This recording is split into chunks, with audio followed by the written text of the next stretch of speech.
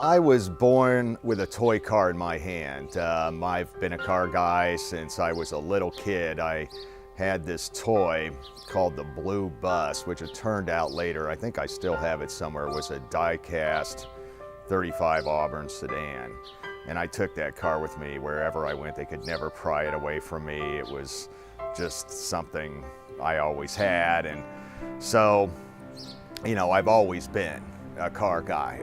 I started reading car magazines when I was able to read, and that's basically what I read. I bought my first car when I was 13 with paper route money. I still have that car, and I'm just a car guy. It's in your blood. I mean, it's not something that you can get rid of. I guess it's an addiction, but at least it's not a bad one.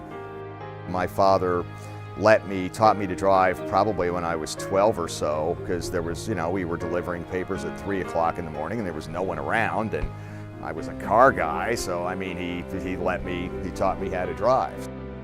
My parents were always very supportive of everything I've ever done, and they were very supportive of me buying that car. I thought it was a good lesson for me. My mom co-signed for the loan, and that way I got to make payments and start building a credit history before I even had my driver's license. This is my favorite car. I will never sell this car. Every time I get out of this car, I say to myself, if I had to sell all my cars and keep just one, this is the car. The 3536 Auburn is, in my opinion, the most beautiful car ever made. Well, I take that back. There's some awfully beautiful French and European coachwork cars, but for a production car, Auburns and Cords and Duesenbergs, for that matter, are the most beautiful cars ever made.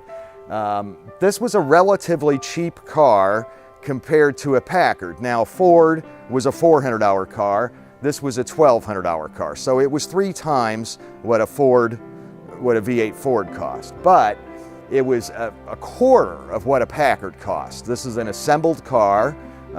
It's a production car. It's not, like a Packard is a totally handmade car. And these were handmade to a certain extent too, but they're an assembled car. So anyway, this car has everything that you would want in a pre-war car. It's got a supercharged motor with outside exhaust. It's got a 3-position top. It's got a dual ratio rear end. It's got a synchronized gearbox, and it's got hydraulic brakes. The Packard that cost $5,000 had none of those things and wasn't nearly as pretty. Sorry, Packard guys. When you think about what survives from the classic era and you look at downtown Indianapolis, we've lost a lot of the plants that employed thousands of people building these cars.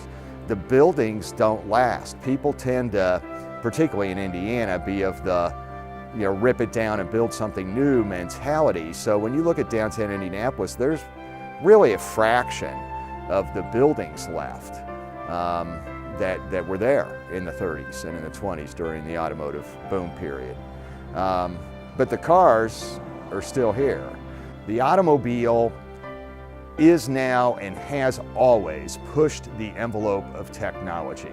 In 1932, they didn't have this technology where they weren't using. I mean, it progressed. And after World War II, cars are dramatically better drivers than prior to World War II because of all the technology that came about during the war. In my opinion, the cars are almost more of a history of our society than the buildings and the architecture is.